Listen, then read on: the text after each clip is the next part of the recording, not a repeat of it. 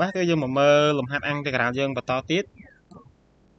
លំហាត់អន្តេក្រាលនេះគឺ e ស្មើនឹងអន្តេក្រាលនៃ sin សេគុណ 6x បូកជាមួយនឹង cos សេគុណ 6x លើ sin ក្រេ x គុណជាមួយនឹង cos ក្រេ x ដើម្បីដោះស្រាយវាគឺយើងបំបែក sin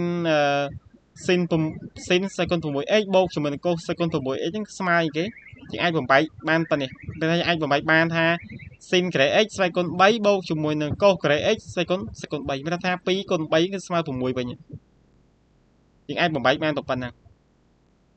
បំបែកបានប៉ុណ្ណឹងហើយយើងចូលចាំរូបមន្តនេះគេរូបមន្តគឺ a គីបបូក b គីបស្មើនឹង a បូក b សេគុណ 3 ដកឲ្យ3ដង ab កតាឲ្យ a បូក b នេះគឺជារូបមន្តដែលយើងប្រើសម្រាប់បំបែករូបមន្តនេះពេលដែលយើងប្រើរូបមន្តនេះបានអីគេយើងបាន sin ក្រេ x បូកជាមួយនឹង cos ក្រេ x ស្វ័យគុណ3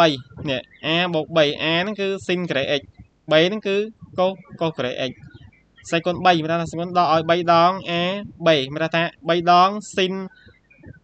ក្រេ x គុណជាមួយនឹង cos ក្រេ x កតាឲ្យគេកតាឲ្យ a បូក b កតាឲ្យ sin ក្រេ x បូក cos ក្រេ x យើងដឹងថា sin ក្រេ x បូក cos ក្រេ x ហ្នឹងគឺស្មើគេគឺស្មើ1មានន័យថា sin ក្រេ x បូក cos ក្រេ x ស្មើ1យើងបានអីគេយើងបាន1ដោយសារតែ1សេគុណ3គឺស្មើ1ដកឲ្យ3ដង sin ក្រេ x គុណជាមួយនឹង cos ក្រេ x ដែល sin ក្រេ x បូក cos ក្រេ x គឺស្មើ1មានគុណជាមួយនឹង1លើ sin ក្រេ x គុណជាមួយនឹង cos ក្រេ x បន្ទាប់ពីបានប៉ុណ្្នឹងហើយមិនថាយើងផ្ដាច់វាជា2តង់ហើយបានអីគេយើងបាន1លើ sin ក្រេ x គុណជាមួយនឹង cos ក្រេ x អន្តេក្រាលមួយទៀតគឺយើងបានអីគេយើងបាន 3dx ហេតុអីបាន 3dx គឺដោយសារតែពេលយើងផ្ដាច់ទៅយើងបានដកអន្តេក្រាលនៃ3 sin ក្រេ x គុណជាមួយ cos ក្រេ x នេះគឺសម្រួលមួយ sin ក្រេ x លើ cos ក្រេ x យើងបានអីគេបាន1យើងសល់3តោះវាបានប៉ុណ្្នឹងហើយយើងបានអីគេទៀត1នេះវាស្មើនឹងគេស្មើនឹង sin ក្រេ x បូកជាមួយនឹង cos ក្រេ x គឺស្មើ1អញ្ចឹងយើងជួសវាដោយ sin ក្រេ x បូក cos ក្រេ x មកយើងបាន sin ក្រេ x បូក cos ក្រេ x sin ក្រេ x បូក cos ក្រេ x លើ sin ក្រេ x គុណជាមួយនឹង cos ក្រេ x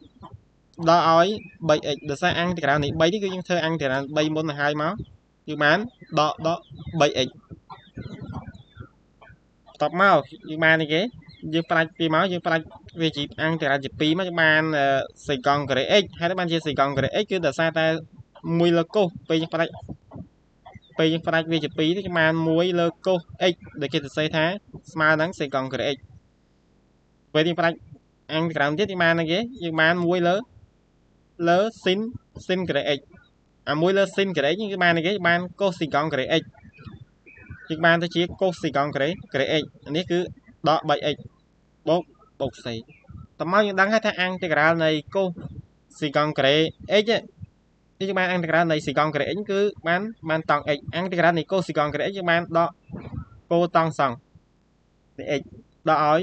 3x បូក c